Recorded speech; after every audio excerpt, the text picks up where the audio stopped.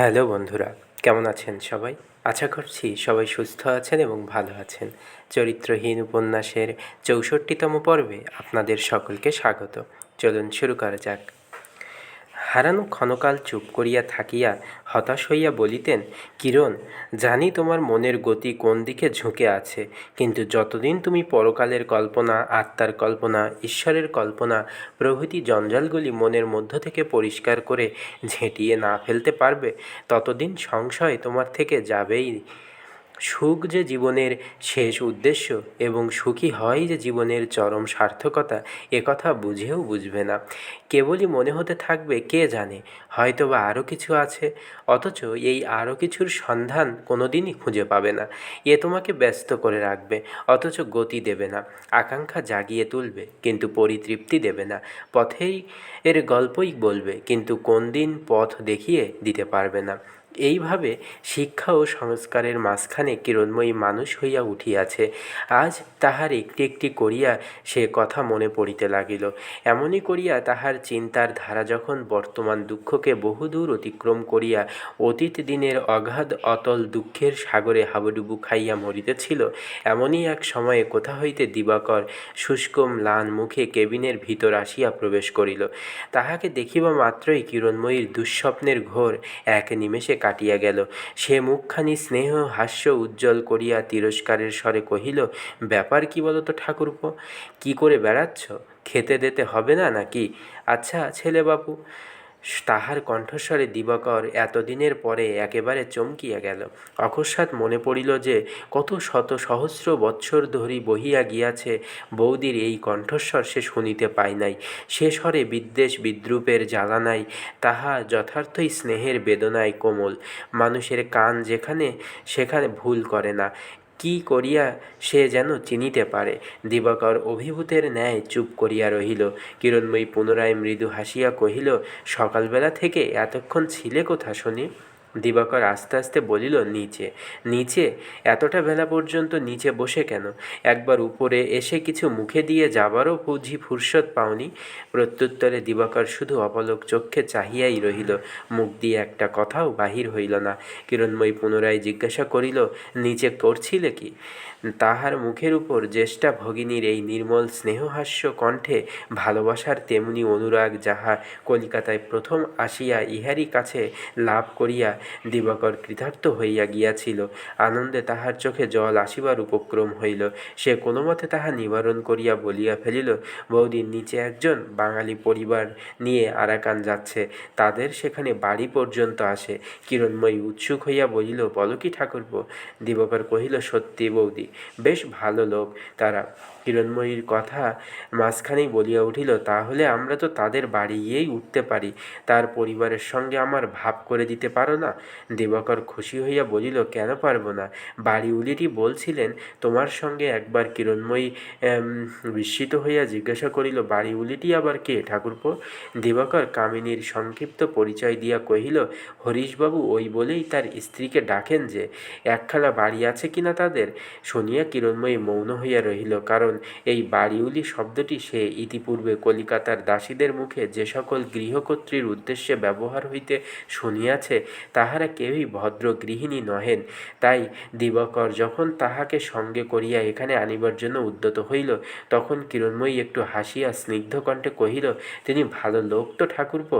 দিবাকর তৎক্ষণাৎ ঘাড় নাড়িয়া আবেগের সহিত বলিয়া উঠিল, চমৎকার মানুষ তারা বৌদি, একবার আলাপ হলে।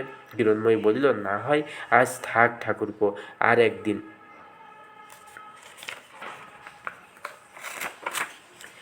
দিবাকর মাথা নাড়িয়া বলিয়া উঠিল, না বৌদি, তোমার পায়ে পড়ি, তিনি এক্ষুনি আসতে চাচ্ছেন। তাদের বাড়িতে গিয়ে যখন উঠতেই হবে তখন যাব বৌদি রেখে আনতে। বলিয়া দিবাকর প্রায় অধীর হইয়া উঠিয়া দাঁড়াইল, এবং সঙ্গে সঙ্গেই তাহার চোখ মুখ কণ্ঠস্বরের ভিতর দিয়া ছোট ভাইয়ের স্নেহের আবদার তাহার ভুলটাকে যেন তপ্ত শুলের মতো করিয়া কিরণময়ী হৃদয়ে বিঁধিল। অকস্মাৎ প্রবল বাষ্পশ্বাস তাহার কণ্ঠ পর্যন্ত ফেনাইয়া উঠিল, এবং উদ্গত অশ্রু গোপন করিতে কিরণময়ী কিরণময়ী মুখ ফিরাইয়া কোনো মতে বলিল, আচ্ছা তবে যাও। কথাটা সত্য যে একটা অজানা স্থানে যাইবার পথে বন্ধু লাভ কম ভাগ্য নয়। অবশেষে এই মনে করিয়াই বোধ করি সে দিবাকরের ব্যগ্র অনুরোধ স্বীকার করিয়াছিল। কিন্তু সে যখন সত্যই তাহাকে ডাকিয়া আনিতে দ্রুতপদে বাহির হইয়া গেল, তখন নিজের অবস্থা স্মরণ করিয়াছিল। কিন্তু সে যখন সত্যই তাহাকে ডাকিয়া আনিতে দ্রুতপদে বাহির হইয়া গেল, তখন নিজের অবস্থা স্মরণ করিয়া কিরণময়ী মনের মধ্যে ভারী একটা লজ্জা বোধ করিতে লাগিল। যে আসিয়া উপস্থিত হইবে সে বাঙালির মেয়ে, তাহার বয়স হইয়াছে, কি জানি তাহার চক্ষুকে ফাঁকি দেওয়া সম্ভব হইবে কিনা। দিবাকরের সহিত তুলনায় তাহার নিজের বয়সটাই শুধু স্বামী স্ত্রী হিসাবে বাঙালি সমাজে এমনই দৃষ্টিকটু যে কেবল এই কথাটা মনে করিয়াই কিরণময়ী হৃদয় কুণ্ঠায় সংকুচিত হইয়া উঠিল। অনতিকাল পরেই দিবাকরের পেছনে বাড়িওলি আসিয়া হাজির হইল। তাহার প্রতি দৃষ্টিপাত মাত্রই কিরণময়ী টের পাইল এ ভদ্রঘরের স্ত্রীলোক নহে। যাহারা কলকাতায় দাসীবৃত্তি করিয়া বেড়ায় তাহাদেরই একজন। তাহার বুকের উপর হইতে একটা বোঝা নামিয়া গেল। হাসিমুখে কহিল, এসো বসো। রূপ দেখিয়া বাড়িওলি ক্ষণকাল অভিভূত হইয়া দাঁড়াইয়া রহিল। পরে গলায় আঁচল দিয়া গড় হইয়া প্রণাম করিয়া দ্বার প্রান্তে বসিয়া পড়িয়া কহিল, বাবুর মুখে শুনে বাড়িওয়ালা বললে, যা বাড়িওলি, বামুন মাকে একটা নমস্কার করে আয়। তা মগের দেশে যাচ্ছ বটে বৌমা, কিন্তু এই কামিনী বাড়িওলির বাড়িতে টু শব্দ করে যায় এমন বেটাবেটি কেউ নেই। খেংরে বিষ ঝেড়ে দেব না বলিয়া খ্যাংরার অভাবে বাড়িওলি শুধু হাতটাই একবার উঁচু করিয়া নাড়িয়া দিল। কিরণময়ী খুশি হইয়া বলিল, বাঁচলুম বাছা। নতুন জায়গায় যেতে কতই না ভয় হচ্ছিল, কতই না দুজনে ভাবছিলুম। বাড়িওলি কহিল, ভয় কি মা, আমি আরাকানের একটা ডাক সাইটে বাড়িওলি, নাম করলে জমে পথ ছেড়ে দেয়। তা চলো বাছা, আমার ওখানে কোনো কষ্ট হবে না। ভাড়া 5 টাকা করেই বাঁধা, তা তোমরা 4 টাকা করেই দিও। তারপরে বাবুর একটু কাজকর্ম হলে সে যখন বোঝা যাবে। আর সেজন্য চিন্তা করো না বৌমা। আমার বাড়িওয়ালা গিয়ে সে যে সাহেবকে ধরবে নে নাকি আমার আবার না বলবে। তোমার বাবা মায়ের আশীর্বাদে তেমন খাতির আমরা রাখিনে বলিয়া কামিনী ওষ্ঠাধর প্রসারিত করিয়া ঘাটটা বার 2 দক্ষিণে ও বামে হেলাইয়া দিল। কিরণময়ী একটা নিঃশ্বাস ছাড়িয়া বলিল, ভগবান তোমাদের ভালো করবেন বাছা। তাহার মুখের প্রতি বাড়িওলি হঠাৎ একটা তীক্ষ্ণ দৃষ্টিপাত করিয়া বলিয়া উঠলে, এ কী কাণ্ড বৌমা, এমনই মাথা ঘষেছ যে এক ফোঁটা সিঁদুরের দাগ পর্যন্ত স্মৃতিতে নেই। কৌটাটা একবার দাও, পরিয়ে দিয়ে যায়। কিরণময়ী ইহার জন্য পূর্বাহ্নেই প্রস্তুত ছিল।